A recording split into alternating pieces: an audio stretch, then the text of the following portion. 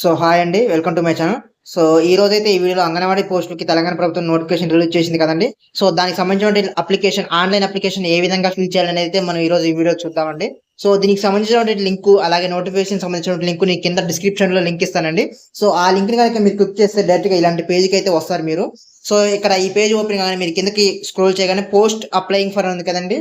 So first దాన్నైతే click చేయండి. దాన్ని click చేయగానే మీరు దేనికి అప్లై చేస్తున్నారైతే ఇక్కడ అడగడం జరుగుతుంది. అంగన్వాడీ టీచర్కి అప్లై చేస్తున్నారా లేదా అంగన్వాడీ హెల్పర్కి అప్లై చేస్తున్నారని అయితే మరి అడగడం జరుగుతుంది మనల్ని. సో మీరు దేనికి అప్లై చేస్తున్న వాళ్ళైతే దాన్ని అయితే సెలెక్ట్ చేసుకోండి. సో నేను టీచర్ అప్లై చేస్తున్నాను కాబట్టి టీచర్ అనేది సెలెక్ట్ చేస్తున్నా. టీచర్ని సెలెక్ట్ చేయగానే మనకి ఇక్కడ కింద సెలెక్ట్ డిస్ట్రిక్ట్ అని ఉంది కదండి. సో దాన్ని క్లిక్ చేయండి. దాన్ని క్లిక్ చేయగానే మనకి ఇక్కడ చాలా జిల్లాలు అయితే చూపిస్తుంది. మన తెలంగాణలో ఉన్న అన్ని జిల్లాలు కూడా మనకైతే ఇక్కడ చూపించడం జరుగుతుంది. సో మీది ఏ జిల్లా అయితే ఆ జిల్లా సెలెక్ట్ చేసుకోండి. సో ప్రస్తుతం ఏంటంటే తెలంగాణలో కొన్ని జిల్లాలకు ఆల్రెడీ అప్లికేషన్లు అయితే తీసుకోవడం జరిగిపోయింది. సో దాన్ని క్లోజ్ చేయడం కూడా జరిగింది. సో మీది ఏదైతే జిల్లా ఉందో ఒకసారి చెక్ చేసుకోండి. మీ జిల్లా ఇంకా ఓపెన్లో ఉందా క్లోజ్లో ఉందా అని. సో నేనైతే మా జిల్లాకు సంబంధించి నేను సెలెక్ట్ చేసుకుంటున్నాను. సో సెలెక్ట్ చేసుకోగానే ఇక్కడ పక్కన ప్లీజ్ సెలెక్ట్ ప్రాజెక్ట్ అనేది కదండి. దాన్ని క్లిక్ చేయండి. దాన్ని క్లిక్ చేయగానే ఆ జిల్లాలో ఉన్నటువంటి ఏ పోస్టులు ఖాళీగా ఉన్నాయో ఆ మండలాలన్నీ మనం ఇక్కడ చూపించడం జరుగుతుందండి. సో మీరు దేనికి సంబంధించిన వాళ్ళైతే దాన్ని అయితే సెలెక్ట్ చేసుకోండి. దాన్ని సెలెక్ట్ చేసుకోగానే మనకి కింద అంగన్వాడీ సెంటర్ అనేది కదండి. సో దాన్ని అయితే సెలెక్ట్ చేసుకోండి. దాన్ని సెలెక్ట్ చేసుకోగానే మనం ఏదైతే సెలెక్ట్ చేసుకున్నామో ఆ మండలంలో ఉన్న అన్ని అంగన్వాడీ మనకి సెంటర్లు కూడా ఓపెన్ అవ్వడం జరుగుతుందండి. సో దీంట్లో మీరు దేనికి అప్లై చేసుకోవాలనుకుంటున్నారు, మీకు దగ్గరగా ఏది ఉందనేది మీరైతే సెలెక్ట్ చేసుకోండి. సో సపోజ్ నేనైతే ఒకటి సెలెక్ట్ చేసుకున్నానండి. సెలెక్ట్ చేసుకోగానే సో ఇక్కడ కింద మనకు వచ్చేసి అప్లికాంట్ డీటెయిల్స్, పైన అంగన్వాడీ సెంటర్ డీటెయిల్స్ మనం ఇచ్చింది. సో కింద వచ్చేసి అప్లికాంట్ డీటెయిల్స్ అండి. సో మనకి అప్లికాంట్ నేమ్ అనేది కదా, దాని దగ్గర అయితే మీది ఏదైతే ఎస్ఎస్సి మెమోలో ఉందో మార్క్ లిస్ట్ లో పేరు ఎలా ఉందో అలాగే ఎంటర్ చేయండి. సో కొంతమంది ఆధార్ కార్డులో ఉన్నట్లు ఎంటర్ చేస్తారండి. అలా ఉంటే మీకు అవ్వదు. వెరిఫికేషన్ లో మిమ్మల్ని అయితే రిజెక్ట్ చేయడం జరుగుతుంది. కాబట్టి అప్లికేషన్ నేమ్ అనేది మీకు 10th మెమోలో ఎలా ఉందో అలాగే ఇవ్వండి. అలాగే పక్కన ఫాదర్ నేమ్ ఉంది కదా, అక్కడ ఫాదర్ నేమ్ మీ ఫాదర్ నేమ్ ఇచ్చండి. పక్కింద హస్బెండ్ నేమ్ ఉంది కదా, హస్బెండ్ నేమ్ ఇచ్చండి.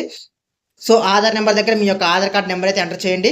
కింద మొబైల్ నెంబర్ ఇచ్చేసి పక్కన అడ్రస్ ఉంది కదా, సో మీ ఫుల్ అడ్రస్ ఆధార్లో ఏ విధంగా ఉందో అడ్రస్ ఆ విధంగా ఫుల్ అడ్రస్ ఇచ్చేయండి. సో కింద మీది విలేజ్ అయితే విలేజ్, లేకపోతే మీది సిటీ అయితే కనుక వార్డు, ఏ వార్డు ఆ వార్డు అయితే ఎంటర్ చేయండి.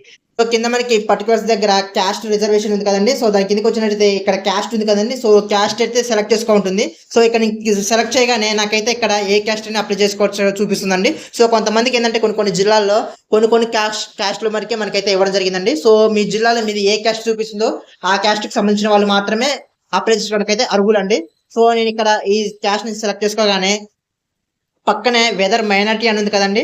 సో మీరు మైనార్టీ అయితే కనుక మైనార్టీ మీరు ఎస్ అని పెట్టుకోండి, లేదంటే కనుక నో అని పెట్టుకోండి. నో అని పెట్టుకోగానే కింద మనకి ఎస్ఎస్సి పర్టికులర్స్ అయితే మనం అడగడం జరుగుతుందండి. సో మీరు మీ ఎస్ఎస్సి ఎలా పాస్ అయ్యారు, అంటే మీకు మార్క్స్ ఉన్నాయా, మీకు జీపీఏ ఉందా, మీ మెమోలో అయితే అడగడం జరుగుతుందండి. సో మీకు మీ 10th కనుక మీకు మార్క్స్ పరంగా రాస్తే కనుక మార్క్స్ ఇవ్వండి. సో మీ మెమోలో కనుక జీపీఏ ఉంటే కనుక జీపీఏ అయితే సెలెక్ట్ చేసుకోండి. అలాగే పక్కన ఓపెన్ ఎస్ఎస్సి ఓపెన్ జీపీఏ ఉంది కదండి. మీరు ఓపెన్ స్కూల్లో కనుక మీరు 10th కంప్లీట్ చేసి ఉంటే కనుక దానికి సంబంధించిన డీటెయిల్స్ కూడా ఇక్కడ ఇవ్వాల్సి ఉంటుంది.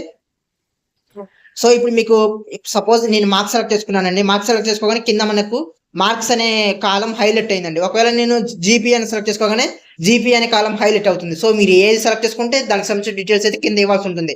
అలాగే ఎస్ఎస్సి ఇయర్ పాసింగ్ అనేది కదండి, దాన్ని క్లిక్ చేయండి. దాన్ని క్లిక్ చేయగానే మీరు ఏ సంవత్సరంలో 10th పాస్ అయ్యారు అనేది మీరు ఇక్కడ ఇవ్వాల్సి ఉంటుందండి.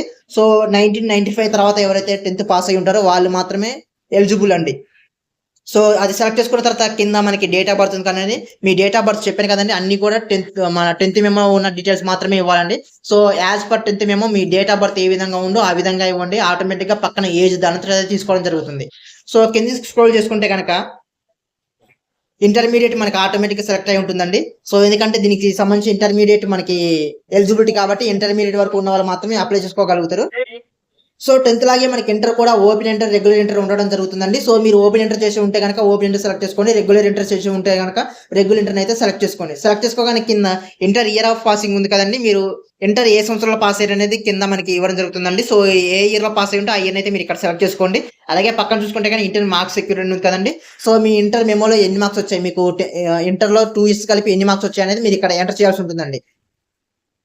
సో మనకి ఇచ్చాక కింద చూసుకుంటే కనుక అదర్ ఎడ్యుకేషన్ క్వాలిఫికేషన్ ఉంది కదండి.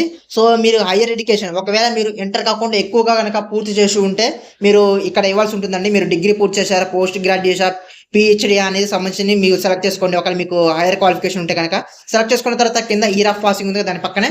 సో మీరు దానికి సంబంధించిన డిగ్రీ ఏ ఇయర్లో పాస్ అయ్యారు అనేది మీరు ఇక్కడ సెలెక్ట్ చేయాల్సి ఉంటుంది. సో సెలెక్ట్ చేశాక ఇప్పటివరకు మనం చేసిందంతా కూడా డీటెయిల్స్ అండి, మన ఎడ్యుకేషన్ డీటెయిల్స్, పర్సనల్ డీటెయిల్స్ అయితే మనం ఎంటర్ చేసాం. సో ఇప్పుడు వచ్చేసి మనం ఏం చేయాలంటే దానికి సంబంధించిన డాక్యుమెంట్ని ఆన్లైన్లో అప్లోడ్ చేయాల్సి ఉంటుందండి. సో దీనికి సంబంధించినటువంటి అన్ని డాక్యుమెంట్లు కూడా మీ ఫోన్లో మీరు ముందుగానే పీడిఎఫ్గా సేవ్ చేసి అయితే పెట్టుకోండి. అన్నీ కూడా 100 KB లోపే ఉండాలి. సో 100 KB లోపు ఎలా మీకు కాంప్రెస్ చేయాలనుకుంటే యూట్యూబ్లో చాలా వీడియోలు ఉన్నాయి, దాన్ని చూసి అయితే మీరైతే సెలెక్ట్ చేసుకోండి 100 KB లోపు.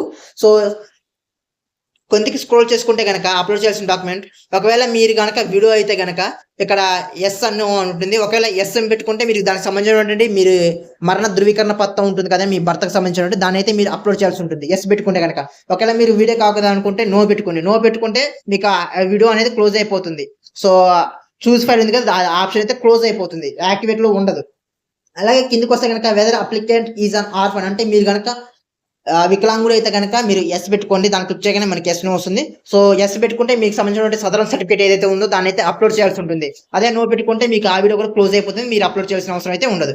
అలాగే కింద ఫిజికల్లీ డిఫరెంట్లీ ఏబుల్డ్ ఉంది కదా, సో అది కూడా వికలాంగులకు సంబంధించిందే. సో అది కూడా మీరు ఎస్ అయితే ఎస్ పెట్టుకోండి, నో అయితే నో పెట్టుకోండి. ఎస్ పెట్టుకుంటే మాత్రం కంపల్సరీ మీరు అయితే ఆ ఫైల్ని అప్లోడ్ చేయాల్సి ఉంటుంది.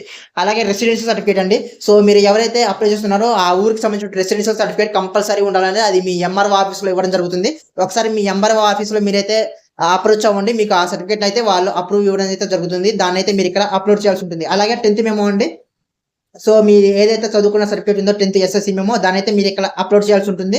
అలాగే దాని పక్కనే క్యాస్ట్ సర్టిఫికేట్, అలాగే దాని పక్కనే మనకి ఇంటర్ సర్టిఫికేట్ ఉంది కదా, సో ఆ 3 కూడా అప్లోడ్ చేయాల్సి ఉంటుంది. మీకు క్యాస్ట్ సర్టిఫికేట్ కూడా దీనికి కావాల్సి ఉంటుందండి.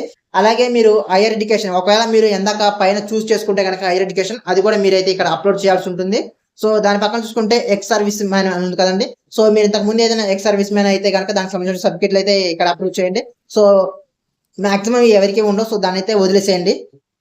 కింద మనం చూసుకుంటే కనుక స్పోర్ట్స్ సర్టిఫికేట్ అలాగే ఈడబ్ల్యూ సర్టిఫికేట్ ఉంది కదండి. సో ఇవి కూడా మీకు ఏమైనా దీనికి సంబంధించిన సర్టిఫికేట్లు ఏమైనా ఉంటే అప్లోడ్ చేయండి, లేకపోతే వదిలేసేయండి, లైట్ తీసేసుకోండి. సో ఇవన్నీ మీరు అప్లోడ్ చేసిన తర్వాత ప్రివ్యూ అనేది కదండి, దాన్ని అయితే క్లిక్ చేయండి. దాన్ని వన్స్ మీరు దాన్ని క్లిక్ చేయగానే మీరు ఎంటర్ చేసిన డీటెయిల్స్ అన్ని కూడా మీకు చూపించడం జరుగుతుందండి. ఒకవేళ మీరు ఏదైనా తప్పుగా ఎంట్రీ చేసి ఉంటే కనుక మీకు అక్కడే పక్కన ఎడిట్ ఆప్షన్ ఉంటుంది, దాన్ని ఎడిట్ ఆప్షన్ క్లిక్ చేయగానే మీకు అయితే మళ్ళీ ఎడిట్ చేసుకోవడానికి అయితే ఆప్షన్ వస్తుందండి. సో మీ డీటెయిల్స్ అన్ని కూడా ఒకవేళ కరెక్ట్గా ఉంటే సబ్మిట్ అనే బటన్ వస్తుంది. సబ్మిట్ నొక్కగానే మీకైతే ఒక అక్నాలజ్మెంట్ నెంబర్ అయితే రావడం జరుగుతుందండి. దాన్ని అయితే స్క్రీన్ షాట్ తీసి పెట్టుకోండి. సో ఫర్దర్గా మీకు అది స్టేటస్ చెక్ చేసుకోవడానికి అయితే ఉపయోగపడుతుంది. సో మీరు ఏదైతే ఈ సబ్మిట్ చేశారో దీనికి సంబంధించినటువంటి డీటెయిల్స్ అన్ని కూడా మీ ఏ డిస్టిక్ అయితే అప్లై చేశారో ఆ డిస్టిక్ కలెక్టరేట్ ఆఫీస్కి అయితే వెళ్ళడం జరుగుతుందండి. సో వన్స్ అక్కడ వెరిఫికేషన్ పూర్తయ్యాక మిమ్మల్ని సెలెక్ట్ చేస్తే మీకు అయితే కాల్ వస్తుందండి. ఒకవేళ మీరు దీంట్లో అప్లై చేసిన అప్లికేషన్ ఏమైనా ఎర్రర్ ఉంటే కనుక మీ అప్లికేషన్ అనేది రిజెక్ట్ అవ్వడం జరుగుతుందండి. సో మీకు ఎలాంటి మెసేజ్ రావడం జరగదు. ఒకసారి వన్స్ ఇది అప్లికేషన్ డేట్ అనేది క్లోజ్ అయిపోయాక మీకు మెసేజ్ రావడం జరుగుతుందండి. ఏ రోజు మీకు ఇంటర్వ్యూ ఉంటుందనేది మీకైతే మెసేజ్ కానీ కాల్ కానీ రావడం జరుగుతుంది. సో ఆ రోజు మీరైతే ఖచ్చితంగా మీకు కలెక్టరేట్ ఆఫీస్ కానీ లేదా మీకు ఏదైతే సెంటర్ ఇస్తారో ఆ సెంటర్కి అయితే వెళ్ళాల్సి ఉంటుంది. ఆ సెంటర్కి వెళ్ళాక మీకు అక్కడ మీకు సంబంధించిన మార్క్ లిస్ట్ అలాగే ఇవన్నీ వెరిఫికేషన్ చేసుకున్న తర్వాత లాస్ట్లో మీకు ఇంటర్వ్యూ అయితే పెట్టడం జరుగుతుందండి. సో వన్స్ ఆ ఇంటర్వ్యూ కంప్లీట్ అయ్యాక మీకు ఎవరికి ఎన్ని మార్కులు వచ్చాయి అనేది మీకు మెరిట్ ఆధారంగా అయితే మిమ్మల్ని అయితే సెలెక్ట్ చేయడం జరుగుతుంది. వన్స్ సెలెక్ట్ చేసిన తర్వాత మీకైతే అపాయింట్మెంట్ దొరికిన తర్వాత మిమ్మల్ని అయితే విధుల్లోకి తీసుకోవడం జరుగుతుందండి అంగన్వాడీ టీచర్గా. సో ఇదండి ఈ రోజు వీడియో. సో ఈ విధంగా అయితే మీరైతే ఆన్లైన్లో అప్లై చేసుకోండి. అలాగే మీకు సంబంధించినటువంటి ఈ వీడియో ఏదైతే ఉందో ఎవరైతే మీ చుట్టుపక్కల ఇంకా అప్లై చేసుకోవడానికైతే ఎదురు చూస్తున్నారో అంగన్వాడీ టీచర్ల కోసం, సో వాళ్ళకైతే కంపల్సరీ ఈ వీడియో అయితే షేర్ చేయండి. అలాగే మా వీడియో నచ్చితే లైక్ చేయండి, కంపల్సరీ సబ్స్క్రైబ్ చేసుకోండి. ఉంటా గైస్, బాయ్ బాయ్.